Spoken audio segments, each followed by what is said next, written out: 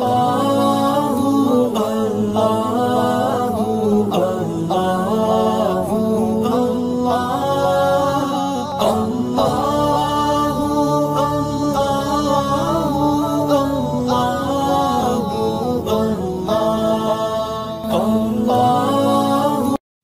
باللہ من الشیطان الرجیم، بسم اللہ الرحمن الرحیم۔ مدنی الہ یوٹیوب میں خوش آمدید۔ السلام علیکم ناظرین، آج ایک اور عمل کے ساتھ آپ کی خدمت میں حاضر ہوں۔ ناظرین، آج میں آپ لوگوں کو اولاد کے لیے سب سے طاقتور اور آزمودہ وظیفہ بتاؤں گا۔ جس گھروں میں اولاد نہیں ہوتی وہ لوگ کتنے بے بس اور غمگین ہوتے ہیں، آپ سوچ بھی نہیں سکتے، کیونکہ اولاد جس گھر میں نہ ہو وہ گھر ویران دکھائی دیتا ہے۔ میں دعا کرتا ہوں کہ اس مبارک مہینے کے صدقے اللہ پاک کسی کو اس آزمائش میں نہ ڈالے، اور میری دعا ہے کہ بے اولاد لوگوں کو اللہ پاک صبر دے اور انہیں اولاد نصیب فرمائے۔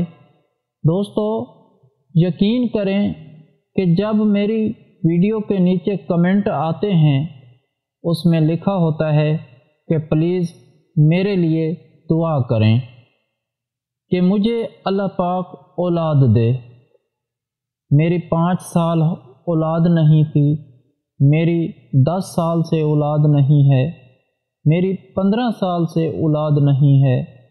اس وقت میرا دل خون کے آنسو روتا ہے اور رو رو کر اللہ تعالیٰ سے التجا کرتا ہوں کہ یا اللہ پاک، تو ہی سب کچھ جانتا ہے اور تو رحیم ہے، تو کریم ہے۔ میرے اللہ، تو ہی قادر ہے اور رحم و کرم ان بے بسوں کے اوپر جو تیری آس پر جی رہے ہیں اور جو آپ پر ہی امید لگائے بیٹھے ہیں، تو ان کی خالی جھولی کو بھر دے، آمین۔ ناظرین، اگر آپ بے اولاد ہیں اور تمام امیدیں کھو بیٹھے ہیں تو ایک بار آج کا یہ وظیفہ ضرور کریں۔ انشاءاللہ تعالی آپ خالی ہاتھ نہیں لوٹیں گے، آپ کی اولاد کی خواہش پوری ہوگی۔ یہ بہت ہی پاورفل اور مجرب وظیفہ ہے۔ اس وظیفے کے بارے میں مجھے مرشد نے بتایا ہے، آزمایا ہوا عمل ہے، اور اس وظیفے کی برکت سے بہت سے بے اولاد لوگوں کو اولاد ہوئی ہے۔ آپ باوضو رہنے کی کوشش کریں، اپنے رشتہ داروں کے ساتھ اچھے تعلقات رکھیں اور اسلامی تعلیمات کے مطابق زندگی گزارنا شروع کر دیں، اور ساتھ ہی ساتھ آج کا یہ وظیفہ بھی شروع کریں۔ انشاءاللہ تعالی آپ بے اولاد نہیں رہیں گے۔ یہ وظیفہ آپ رمضان المبارک کے علاوہ کسی مہینے میں بھی کر سکتے ہیں۔